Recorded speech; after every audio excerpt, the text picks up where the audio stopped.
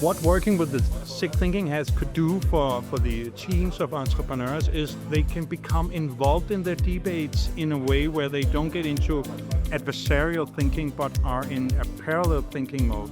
And this means that they can discover much more nuances of the subject they are working with without becoming, you might say, enemies in the team or working against each other, but still covering broad ground. So the previous exercise was really interesting because it gave us a perspective on how to speak better with each other, to create a common language in teams.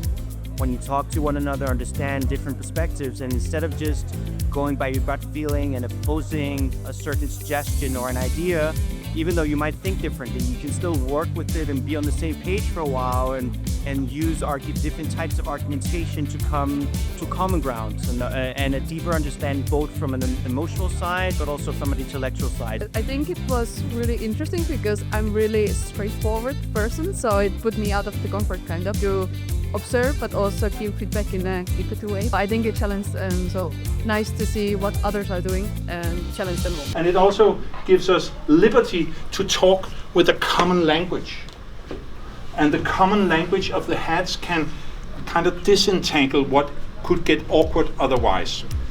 I got a new perspective on how to look into conflict management and how to, in general, run through brainstorming sessions without spending too much on trying to get your point across, but actually trying to get to the end point, which matters, and take a decision in a short time as possible. I actually felt less emotional about my opinions. I felt like I could be more rational. Because I had to defend the opposite opinion as well, that forced me to use more energy on thinking instead of being emotionally involved. That normally in an adversarial debate, someone wins the discussion. Usually it's the loudest one, or it's the richest one, the biggest one, again, the biggest voice. I think this! Yeah, there you go.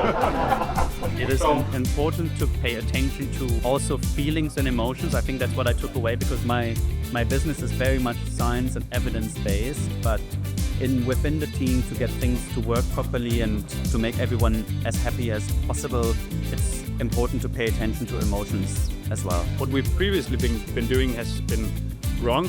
I can see that now because we've had some iterations in our company where it has been very much two people meeting with different opinions, and I think if we have utilized this way of doing things, the outcome would have been a lot better.